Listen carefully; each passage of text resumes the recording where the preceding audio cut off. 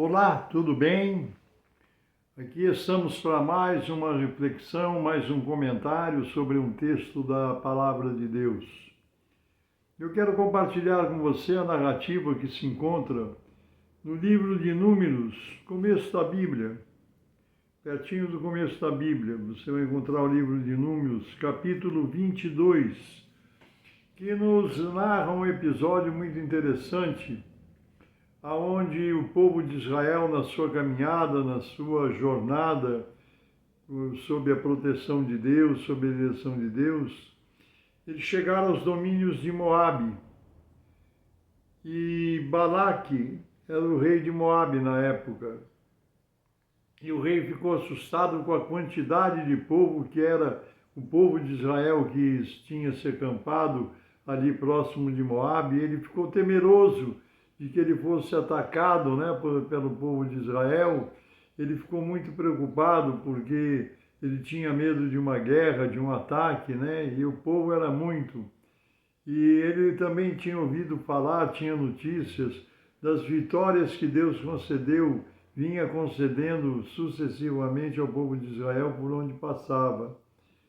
Então, Balaque, que era o rei dos Moabitas, ele procurou Balaão. Balaão era um servo de Deus.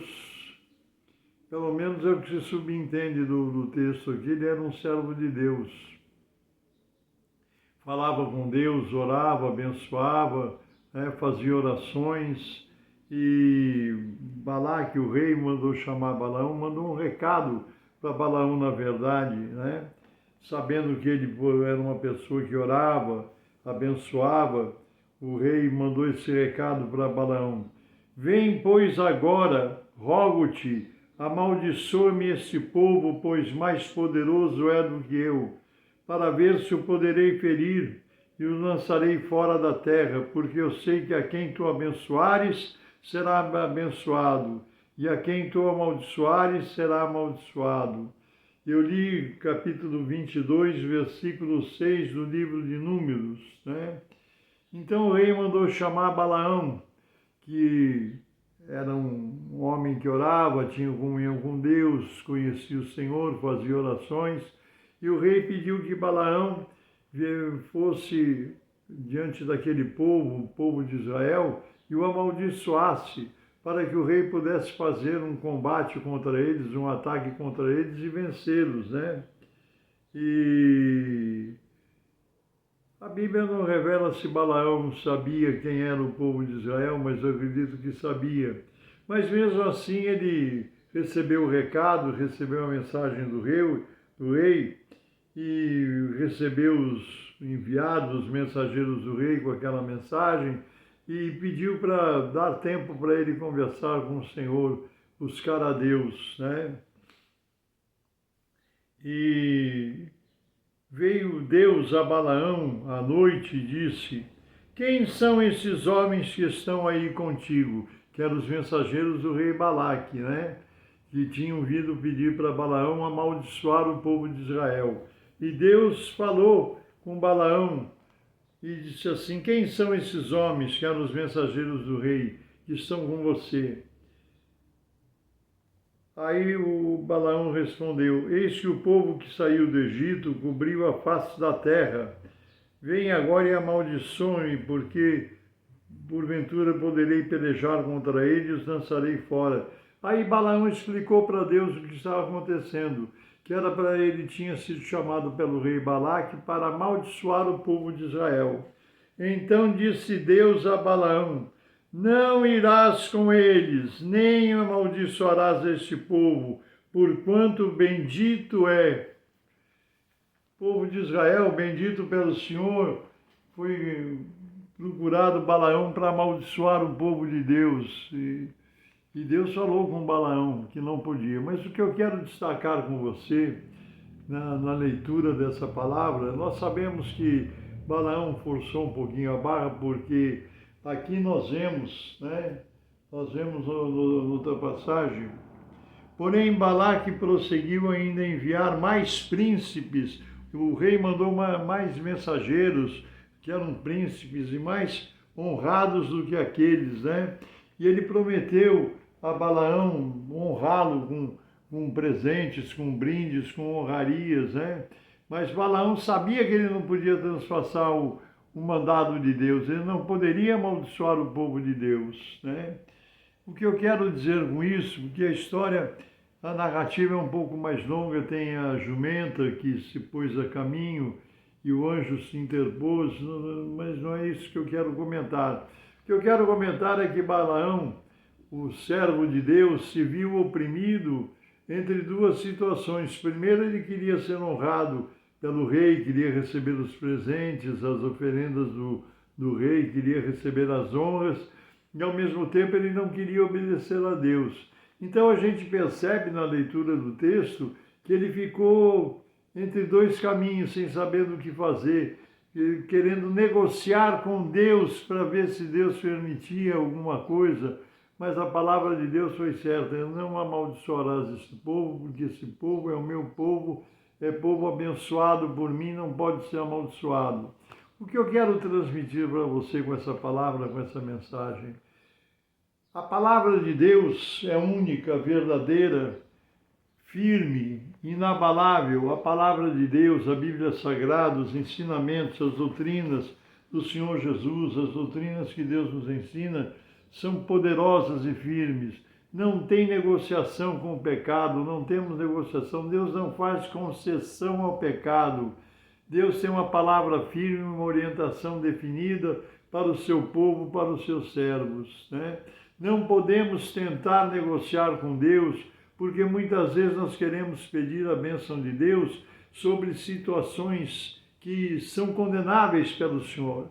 Nós encontramos isso muitas vezes na nossa própria família, onde nós temos familiares, pessoas que nós amamos, pessoas chegadas a nós, que nós amamos, nós consideramos, e que estão num caminho errado, tomaram direções erradas, posições erradas, contrária à vontade de Deus. Nós podemos orar sim, para Deus ter misericórdia, para Deus iluminar, quebrantar o coração, quebrantar os sentimentos para que essa pessoa possa enxergar o caminho da verdade, mas nunca pedir: Senhor, abençoa, às vezes um relacionamento que é condenável por Deus, uma situação que é condenada pela palavra, pelas orientações. Deus não negocia com o pecado, Deus não faz concessões para o pecado. Deus tem uma palavra firme, fiel e verdadeira. Ele nos deu Jesus Cristo para nos salvar, nos libertar do poder do pecado, e nós temos que ser constantes diante do Senhor.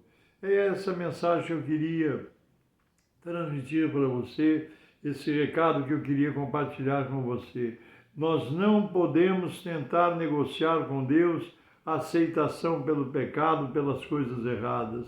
O pecado tem que ser chamado de pecado, as orientações podem ser às vezes difíceis de se passar, mas nós não podemos querer que Deus abençoe aquilo que está errado. Não podemos querer que Deus abençoe o pecado que Ele amaldiçoa. Deus ama o pecador, mas Ele odeia o pecado. É essa mensagem que eu queria passar para você antes de orarmos, porque mais uma vez nós vamos orar por você, por sua família, pelo seu lar, pelos seus negócios. Eu não sei como está a sua situação, não sei que dia que você tem vivido hoje, quais os problemas que você está enfrentando, se alguém enfermo na sua família, alguém doente, sob tratamento médico, enfim. Mas Deus conhece toda a situação. Nós podemos abençoar os servos de Deus, o povo de Deus, aqueles que buscam a Deus com sinceridade.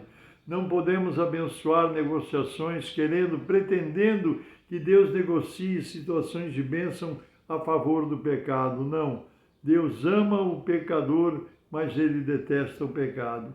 Por isso nós vamos orar agora em nome do Senhor Jesus. Feche os teus olhos onde você estiver e receba a bênção de Deus. Santíssimo, eterno, bendito e soberano Deus, eu oro a Ti em nome do Senhor Jesus, pedindo a Tua bênção sobre as vidas que me acompanham nesse momento em oração. Senhor, Tu conheces as famílias que eles representam. São amigos, familiares, parentes, irmãos na fé, Senhor. Aonde chegar essa oração, até onde chegar à pessoa que me ouve, que esteja talvez acessando pela primeira vez esse canal no YouTube. Ó Deus, abençoa pelo poder do teu Espírito, por tua misericórdia. Nós não queremos negociar com o pecado, nem a tua bênção sobre coisas erradas, mas naquilo que podemos rogar a tua bênção, nós rogamos em nome de Cristo Jesus. Abençoa o lar, abençoa a família, abençoa os negócios, a situação, a luta, dá a vitória, Senhor, porque nós oramos em nome do Senhor Jesus, pelo poder do teu Espírito Santo e para a honra e glória do teu nome e do teu santo reino. Amém, Jesus. Amém. Deus te abençoe, Deus te guarde, Deus te proteja.